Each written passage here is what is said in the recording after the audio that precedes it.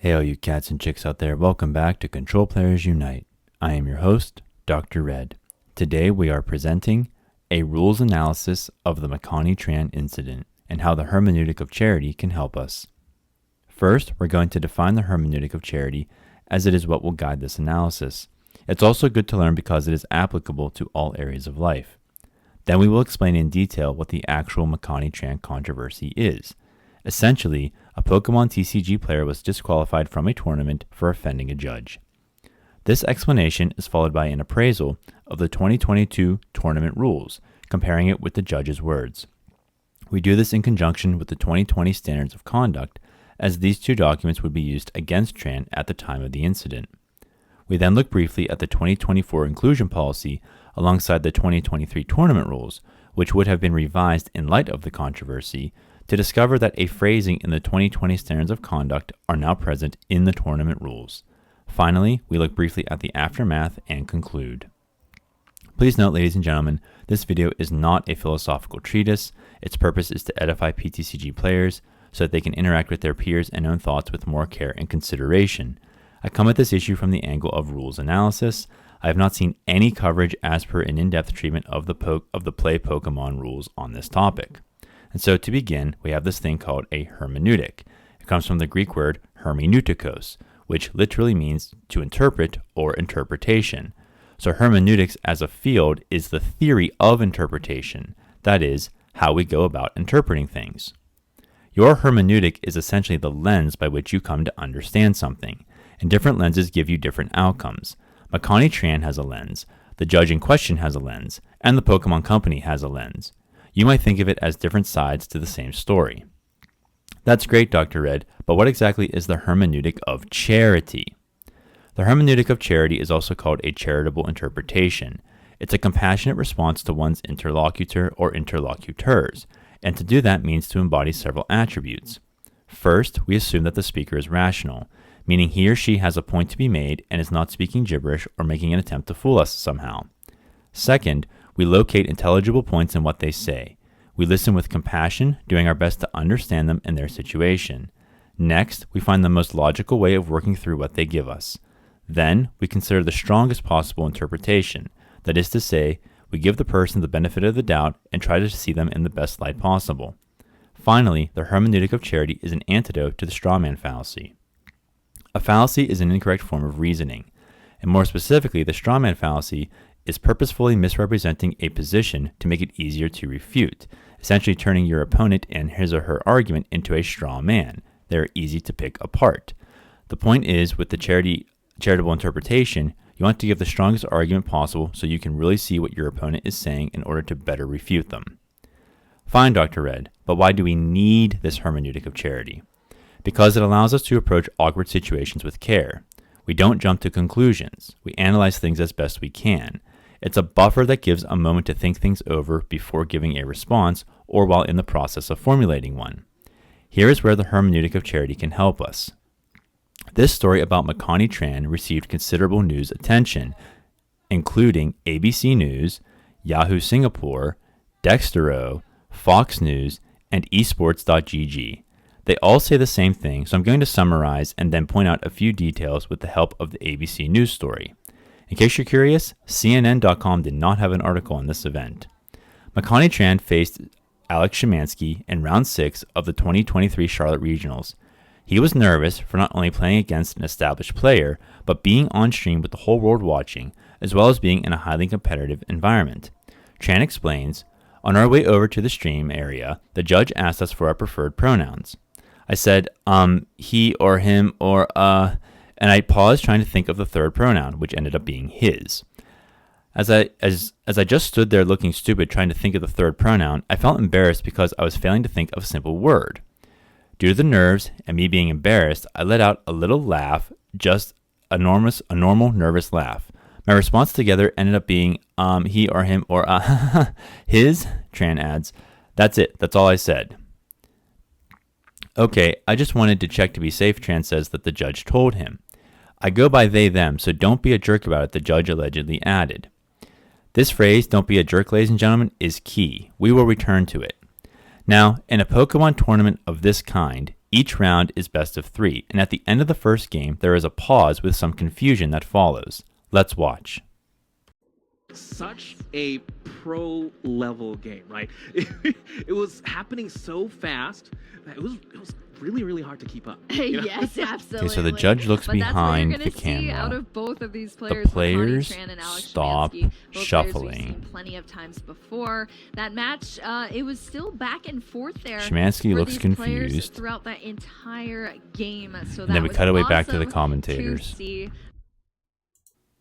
With that being said, the article continues. After some more talking, Tran says that the head judge pulled out the tournament's rulebook on his phone and told the young TCG player that he was disqualified for violating their inclusive policy, as he had made someone feel unsafe and uncomfortable. Tran says, "I was disqualified from the event. I was just in disbelief. I remember saying, 'Wait, what?' I was so confused. I had just explained very calmly what had happened, and he seemed that he was listening. At this point, I'm at the verge of tears, but I tried my best to keep my composure. I just couldn't understand what was happening." Tran says that he asked the tournament officials if he could appeal the disqualification, but they refused. Tran says, "I have never been treated so unbelievably unfairly and had such an opportunity just taken from me for something I didn't even do. The judge said that while he believed I had no bad intentions, it didn't matter because at the end of the day, someone was offended and upset." These topics will be addressed as we go through the promised documents. Now, as you can imagine, ladies and gentlemen, on top of digital news media, the incident received coverage from numerous YouTube channels, including Cinder Shadow, Clownfish TV, Dama the Card Collector, Super Smash Bros. Legend Hungrybox, Vera Dark, Verlisify, and Pokemon TCG's own Uncommon Energy podcast. The Uncommon Energy podcast is hosted by PTCG commentator Chip Ritchie and 7-time regional champion Azul Garcia Griego. In this podcast episode, Ritchie reads part of Makani Tran's Twit Longer, which was a messaging application allowing Twitter users to post messages longer than the standard character limit. Let's listen to part of Tran's message. It takes place after the players leave the stage. Him. The judge then asked me if there was anything else I said, and they wanted to know what my tone was during the conversation. They said this is very important that I answer this truthfully. I said the only thing that I might have done that could have been taken the wrong way was when I laughed a bit and told them that I was just nervous. The judge then told me to walk off the stage and talk off stage. I was still confused during this, and even more confused when I see 2 more players walking on the stage to take Alex and my spots. This has never happened before, at least from what I've heard. I walk behind the curtains by the stage, and the head judge, can't remember his name, asks me exactly what was said. I explain what happened and that the nervous laugh was because I was embarrassed and because of what went down in Baltimore. During this, I was very polite and calm. I made sure to clearly get my point across and made it extremely clear that I had no intention whatsoever of harming or upsetting anyone. I explained that I have absolutely nothing against people's pronouns, and I never have. There was no incentive I could have possibly had, especially since I had just recently earned my invite. Why would I try to lose that? The head judge seemed to understand, so I was a bit relieved, but then he pulls out the rulebook on his phone and says that due to me violating their inclusive policy and due to me making someone feel unsafe and uncomfortable, I was disqualified from the event. That right there, ladies and gentlemen, what Chip just read. The judge cited the inclusivity policy, but there's a problem. The inclusivity policy itself is a separate document, yet its parts are embedded in various ways throughout other documents, including what the ABC News article reported in the Tournament Handbook comment, presumably in reference to Tran's words here. So, here's a list of all of Play Pokemon's rules and resources. We are looking at 3. The standards of conduct to determine acceptable behavior by all those involved in Play Pokemon events. The Tournament Rules Handbook to determine, on top of any overlap between the two, whether Tran could have done something at the tabletop warranting a DQ. We will come back to the Play Pokemon inclusion policy later. For now, let's recall the judge's words. Don't be a jerk about it. We're emphasizing these words, ladies and gentlemen, because it's all we have to go on for Tran's DQ, aside from the documents themselves, as to what the judge was thinking. And Alex Schemanske himself reminds us that, quote, Judges are, by the rules, completely unable to share their side of things, end quote. Since the rules are to govern all people's behaviors, we will use them to understand as best we can who is in the right and who is in the wrong here. So to begin, the Charlotte Regional took place on March 25th, 2023. That means the current instantiation of the tournament rulebook would not be in effect. So I had to go to pocketmonsters.net and locate the one that would enforce the Makani Tran incident. It is dated November 2nd, 2022. I'm going to show you the 2024 one a little later on, but we need to get to what's going on with Tran out of the way first. I'll go over all the relevant rules that could apply here. 2.4 Expectations. Be respectful and courteous to all. That's fair enough. 2.5.4 states that judges are expected to administer impartial rulings and assist the organizer and head judge in running a fun, fast, and fair tournament. All judges must be free from bias toward or against any player and exemplify and encourage good sporting behavior. These things are called into question with Makani Tran's incident. Rule 3.6.2 Rules infractions in streamed matches. Certain kinds of penalties, especially those related to unacceptable behavior or language, may be escalated when the infraction occurs during a streamed match. So Schemanske and Tran are already under the gun for being on camera. 7. Rules, violations, and penalties. 7.1 Introduction. However, occasional situations arise, whether unintentionally or otherwise, in which attendees fail to abide by tournament rules or standards of conduct. Failure to adhere to these rules may result in a player earning penalties. 7.2.6 labels a disqualification. It is the most serious penalty that can be issued at a tournament, and its use should be strictly reserved for the most extreme cases where a player's actions, whether intentional or unintentional, pay attention to that phrase, ladies and gentlemen, intentional or unintentional, have significantly and negatively impacted the integrity or operation of the entire event. 7.4 Deviation from recommended penalties. Pokemon Organized Play acknowledges the myriad of different factors at play within each individual ruling. Now the highlighted part. The penalties for infractions are simply recommendations and may be increased or decreased in severity based on the individual circumstances of the situation. This may include the point at which the error was caught and the ease with which the corresponding action may be reversed. We also have 7.4.3 Age and Experience. Consider the age, experience, and the current standing of the player. Although these are not always relevant factors, Pokemon professors should be aware that mistakes may be made due to lack of experience or the intimidation of playing in a competitive environment. Makani Tran already labeled both of these for us. 7.5 Penalty Delivery. The application of penalties should be handled in the most polite and discreet manner possible. Now, Tran tells us that they went off stage, so I suppose that's discreet. Was it polite? That's debatable, but I don't want to bicker about that. A reminder that the player may appeal this or any other penalty to the head judge. Makani Tran told us explicitly he was not permitted to appeal. 7.5.1 Discussing penalties.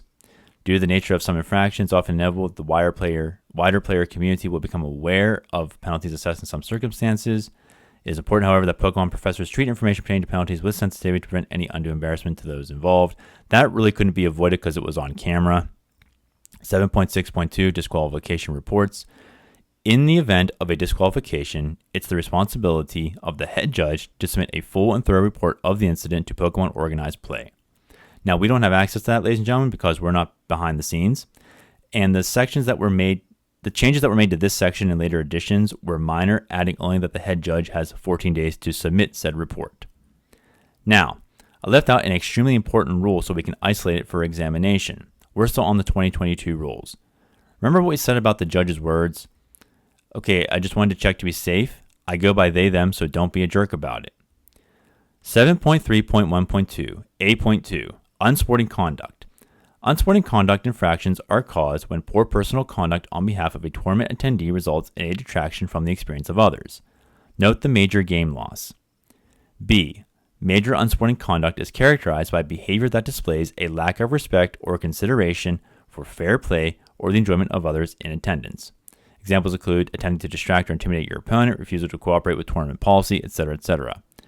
Okay, now let's look at 7.3.1.2 in reference to severe disqualification. This is section C.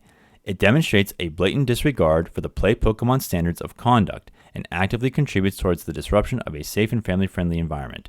The use of profanity, slurs, physical threats, assault, theft, willfully lying, determining the outcome of a match by random means.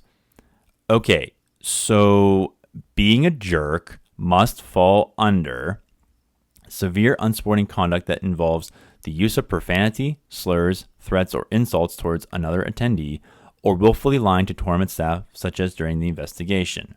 So, ladies and gentlemen, did Tran swear, threaten, or insult? No.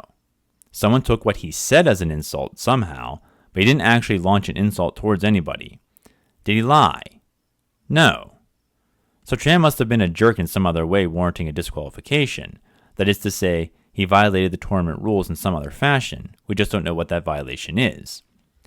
Another possibility, ladies and gentlemen, can be found in the Play Pokemon Standards of Conduct. These standards of behavior apply to all parties involved in Play Pokemon events.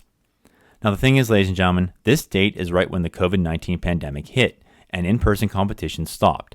So it's not unreasonable to assume that Play Pokemon did not update this manual until its October 2023 version for that reason, well after the March 2023 Charlotte Regional. If there is a 2022 version, I could not locate it, so I'm guessing this is the manual that would be enforced for Tran's situation. The current edition is dated February 2024. Section 3.2 states something about harassment and bullying. Program members should not harass, bully, threaten, abuse, or cause distress for another, including but not limited to the use of language that discriminates, including that based on gender identity, harassment of a specific person, such as through personal attacks, or trolling. For the sake of comparison, everybody, let's look at the 2024 conduct section on harassment and bullying. It includes what we already referenced plus 2 more bullet points. The use of language, symbols, or images that would otherwise violate the Play Pokemon inclusion policy, and threats. They also changed the equality, equity, diversity, and inclusivity policy to the shorter inclusion policy. Back to the 2020 conduct for the 2023 tournament. Did Tran use discriminatory words concerning gender identity? No. Did he harass anyone through a personal attack? No. So what did he do to be labeled a jerk, warranting disqualification? This. Right here. Do you see that? He caused distress. But ladies and gentlemen, what constitutes distress? That answer is so broad, you could fit the Death Star inside of it. Anything can cause distress.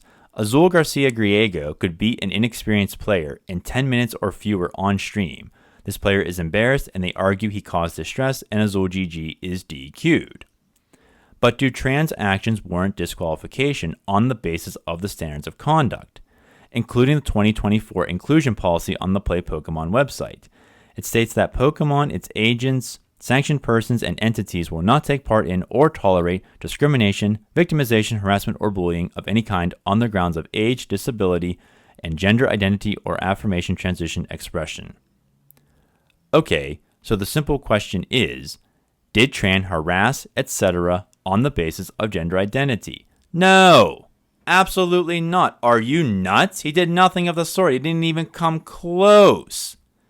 Look at the 2023 Tournament Rules Handbook, which was modified about 6.5 months after Tran's DQ and revised again 4 months later in February 2024. What I'm about to show you, ladies and gentlemen, has not changed between the 2023 and 2024 versions. I'm showcasing this one because of the rule change you're about to see, possibly made in light of the Tran DQ. Play Pokemon added the phrasing of unintentional violations of the Play Pokemon inclusion policy that nonetheless cause distress to others. Nonetheless cause distress? Are you serious? They took a page from the 2020 Standards of Conduct and put it in the 2023, later 2024 Rules of Play. So now you can be disqualified for an accident. Recall that the 2022 tournament rules do not say anything about causing distress on behalf of the player. That was the earlier discussion of being a jerk. Rule 7.5 from the 2022 tournament rules reads that Play Pokemon professors are to seek non-stressful play experiences for the players, and that certainly did not happen to or for Makani Tran. It is important to be clear, ladies and gentlemen, that Tran was disqualified then for what would only be a match lost today. This whole situation, ladies and gentlemen, is like my shopping at the supermarket, bumping into another person's cart on accident, and then being arrested. It's absolutely heinous. And just so you see the severe unsporting conduct from 2024, It's a deliberate violation for a disqualification. So, what's the aftermath? Makani Tran got a bunch of love from the Pokémon TCG community. A GoFundMe page was created to reimburse his travel expenses, and it exceeded expectations, so that's good. Play Pokémon released a statement basically saying they want to reevaluate things. In response to recent events, we are investigating the most effective ways to keep the community informed about significant changes and incidents concerning Play Pokémon activities. Our community are our partners in upholding the integrity of this program, and to provide better support, we recognize the importance of increasing transparency and evaluating our processes. We appreciate your patience as we work towards evolving our program policies and this partnership. So to conclude, we use to the best of our ability the Hermeneutic of Charity to guide our thinking through this process. We demonstrated it in going through every single possible rule that could possibly impact this situation. And the situation is that Makani Tran was DQ'd for distressing a judge. We looked at the 2022 tournament rules and applied the judge's words to see if we could find some connection to the offense taken and the rules as written. We did this alongside the 2020 Standards of Conduct in lieu of a 2022 document because it's all we have. We did this for the same reason as the 2022 tournament rules. Also, these are the documents that would be used to judge Tran along the official inclusion policy. We demonstrated that the only semi-reasonable offense Tran could have committed was causing distress, but with a definition so broad, anyone could be disqualified for any reason. We then looked at the 2024 inclusion policy and then updated 2023 tournament rules, the ones updated after the Tran incident, and discovered that the rules include a new clause stating that unintentional violations of said inclusion policy are cause for match loss. Tran was disqualified instead ahead of this new ruling, and the 2024 tournament rules keep this unintentional violation clause in place, coextensive of the 2024 inclusion policy. We concluded in light of the evidence that Tran did nothing wrong. Thank you for watching, ladies and gentlemen. What did I miss? Where am I wrong? Please leave a comment. Take care of yourselves, and may God hold you in the palm of his hand.